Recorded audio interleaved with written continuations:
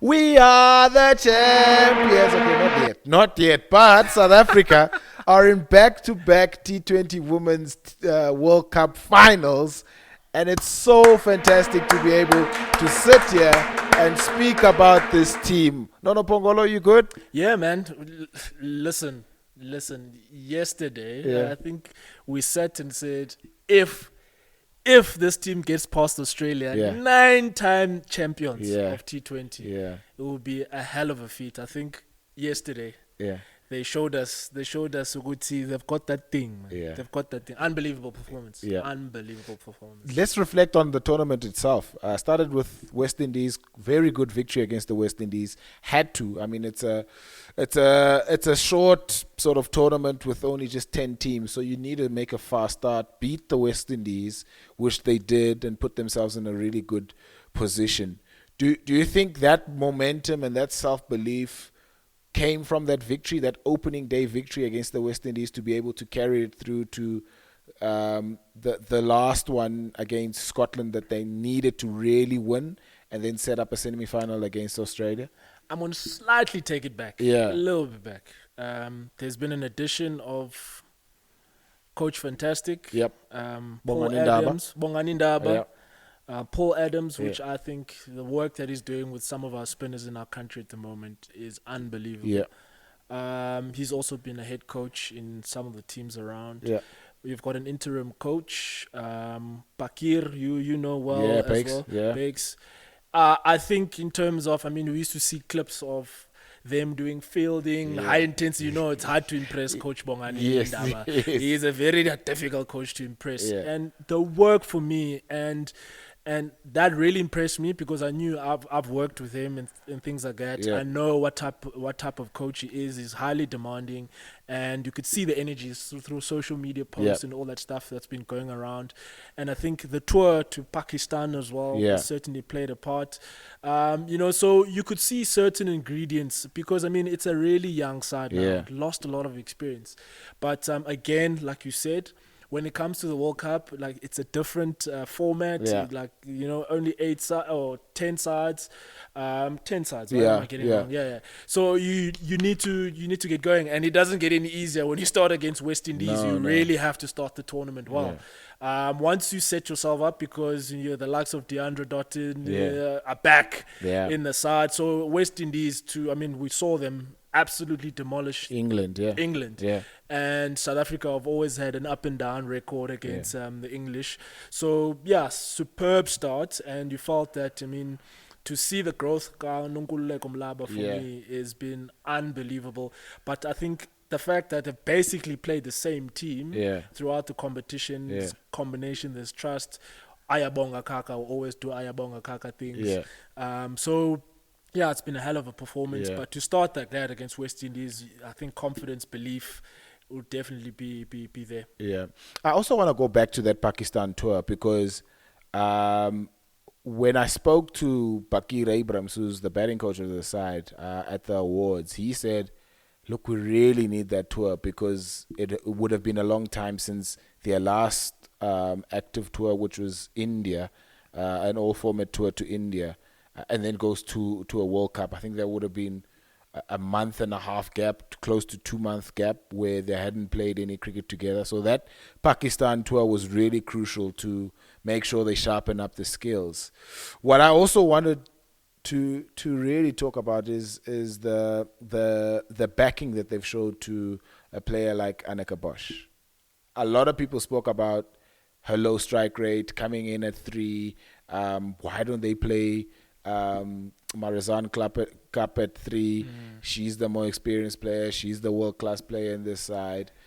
But it really impressed me, the level of coaching and how it came together, trusting that a player has enough skill to be able to convert, but also giving her enough time to be able to do that and then come off at a really crucial point in the competition. So I thought that was brilliant from the coaches, because, maybe a slightly more impatient coaching staff would have said, no, let's swap this around, let's change things around and give ourselves the best opportunity to be able to maximize whatever we have at that position in the batting lineup, which I really thought was really great. And she played a fantastic innings against Australia in that semi-final. That partnership in itself with Laura was a fantastic one because, you know, it wasn't a massive score, but at the same time, you can kind of end the game with a really solid partnership up front. And once you have that solid partnership, you kind of start, you can see some of the faces, the Australian players, you start like doubting, you know, can we actually win this game? So, yeah, I mean, I certainly agree with you. The fact that I also asked that question is like, I honestly believe the best time to change a side is actually when it's winning. You know, introduce another player whilst the team is doing well, there's good vibes, you know, you just come and do your job. And there was a question mark in terms of our batting. You know, and she prefers to bat in the top three as well. So I think if you're going to move her down beyond three, I think you will be making things difficult for her. So yeah, I agree. Coaching, backing her, and what a knock it was. I mean, outstanding. It's almost like, and she's had a difficult career within the Proteas women's side as well. She's been in and out. And I mean, I had a chat with her earlier in the year where she had to focus on her studies and make sure her studies were finished. She finished her studies in Poch. So now this is her coming back into cricket. And I think a lot of coaches they know there's a lot of talent there, but maybe she just needed to, maybe in a knock like yesterday, to finally, you know, have that belief, have that confidence in yourself that I can do it, you know, at international level and against Australia. It doesn't come any harder against Australia. So a really fantastic performance for her. Really happy, and I think as well to win by eight wickets. It's a smashing that. 8 wickets against Australia. It's a proper thrashing in the semi-final. You mentioned Nonkululeko Nlaba and her progression under the guidance of Paul Adams, who's the spin consultant in this Proteas side. What have you noted in terms of how she's performed? Is there a slight difference in how she's bowled? Has she added any variations to her bowling? What about her has made her successful? 10 wickets in a single edition of a T20 Women's World Cup. No other South African. No South African has ever done that. So that is commendable in itself. And she's still 24. I mean, she's still young. And again, this is someone you can see growing in stature. I think that we always say in white ball cricket, you want to remain within the stumps. And if you look at most of her dismissals, is LBW bowled. She's at the stumps. So number one, I think she used to bowl quite loopy outside of stump, generally gets cut, driven. And now you feel that she's more at the stumps. Her line is more at the stumps. Number two, she's got variations in pace now. She's got the quicker ones. We saw some of those darted wickets. And she knows when to slow it down because that's what came naturally to her as well. And I think in terms of control now, I think that confidence to be in control of your length. Because now and then, like I said, those short and wide deliveries used to come out down leg side. And you can't underestimate the relationship as well with the wicketkeeper as well, because you could see they communicate a lot. And that for me, I think has been the biggest thing, is that in white ball cricket, if you are a young spinner anywhere in the country, stay within the stumps. If they miss, you get a chance to hit the stump. So those are two aspects for me that I've seen a lot of growth, and you can almost see the captain now has no doubt. This is my wicket taker. This is my wicket taker. And I do hope, for her, she can finish the competition in style and then she really finish on top of the charts and maybe, come back home with that World Cup as well. Do you think then it becomes a question of has South Africa played their final and the semi-final? Because when you beat Australia, the defending champions, legendary side like that, in a semi-final, everybody looks at you and says, maybe they've played their best game a game too early. Can we say that South Africa confidently can win the World Cup, or is it their best game? Short answer is yes. Short answer is yes. Win the World Cup. They can win the World Cup. The reason why, it takes a lot of mental power to beat Australia, because that's a team that they've never At a World Cup. Yeah. And to have that conversation, yes, if we do everything, I mean, we've got a chance to beat them. Yeah, it helps. I mean, Healy wasn't there, but like that's got nothing to do with you. You play what's in front of you. Exactly, yeah. And for me, the fact that they've been able to believe and actually do it against Australia. That's what we've done it against New Zealand. We played New Zealand here in South Africa. We've done it against West Indies. We've done it here. So it's certain teams that you need to get over the line to. Now it's, guys, we know we can. It's not a matter of if. We just need to replicate that performance, that, you know, at that level. Yes, there's going to be butterflies playing in the final, but again, I think what's been good about this team, there's been experiences from last year. There's been a World Cup final loss in South Africa they've done. So all those experiences are going to be adding to what they're going through now. It's no longer, hey, this is new. No, we've been there. We know how it feels. And again, I think some coaches in the past will make a mistake and say, hey, guys, try to make it, it's like any other, it's not any other day, guys. A final is a final. And we need to start embracing that thing. A final is a final, but at the same time, I can still go there and express myself and I think those are the lessons I think they will take because they've been in 2 other finals as well. I'm so happy because now South African cricket is in a really good space internationally. I mean, there's been a semi-final in a men's one-day World Cup, a T20 World Cup final for the men. The women did it first with reaching that final in Cape Town in 2023.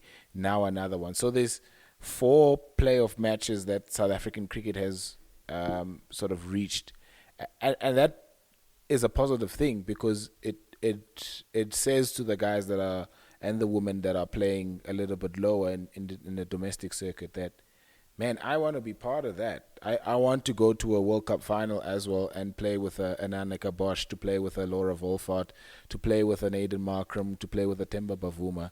That, I think, for me, should be the inspiration for any domestic cricketer. It certainly is. Let's not forget, women's cricket in South Africa is not even 5 years being professional. Yes, momentum has thrown a lot of weight behind the Proteas women's side. We can't forget we've lost a lot of experience in the last 5 years.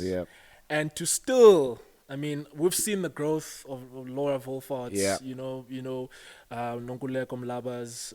We've seen new talent added, but they're still finding new levels. And that, for me, also comes from management side to challenge, give them, like, you can still grow to these levels. Don't forget about the experience that you've lost, but the skill we can develop. There's that part. We can't forget that, I'm lucky enough as well to be someone who's doing my level 3 stuff. I've got to see some of the work that's happening behind the scenes at Cricket South Africa.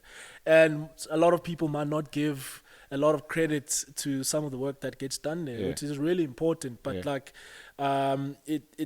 even the SAA women's side, the work that is being done there is really important. So it just shows you what can. I do hope if they can be the first South African cricket side. We're going on a bus tour, baby. We're going on a bus tour, baby. Springboks experience, guys. It would be really awesome. But I still think either way, I think we should be in an OR no matter what. Because again, I think it's really nice to see them, but we just need that one more hurdle. Star. Yes. There needs to be a star next to our name, I think. Emphasis for me how women's sport cricket in this country has not been professional for more than 5 years, but must give credit to Hollywood now is in it, and we do hope we'll go from strength to strength. And coaches as well, is that also important? Like we obviously speak about the likes of former players, Denisha, she's doing a fantastic job. She's doing a hell of a job in women's cricket as well, to be able to aspire to that and say, well, Dylan Dupree is there now, but I also want to be part and parcel of this South African side that can do wonders in international cricket. It's really opening up different doors because I've seen, for example, Sandile Masangemi here was within the men's side, is involved at the Lions within the women's side. For me, as I learned so much from that man as when he was my coach at amateur sides and all that stuff. To now for women's cricketers to having that early access to that knowledge and information that when I was 25, I was probably the first time I was accessing. They're getting it earlier and earlier. For me, is very, very important. The Titans have done the same. They've recruited, guys who were within the men's side. There's a lot of wealth of knowledge now. Women's cricketers are going to be getting at an early stage, and that will only serve them well. Yes, with time, we want to see more female coaches coming through. I think that's important, but for the time being, while we, like I said, it's not even 5 years. A lot of the women's space is developing quickly. Yeah. All right, Nons, we wanted to keep this short. Yeah. Whoever South Africa meets in doesn't the final, matter, Chief. We win. I think the biggest hurdle was Australia. Yeah. That belief should be there. Yeah. And 4:00 on Sunday. Yeah. I think everyone should be tuning in. We're waiting for announcements because we do hope there's a fan park somewhere. Yeah. And it's a short flight back from Dubai, so they'll be back very quickly.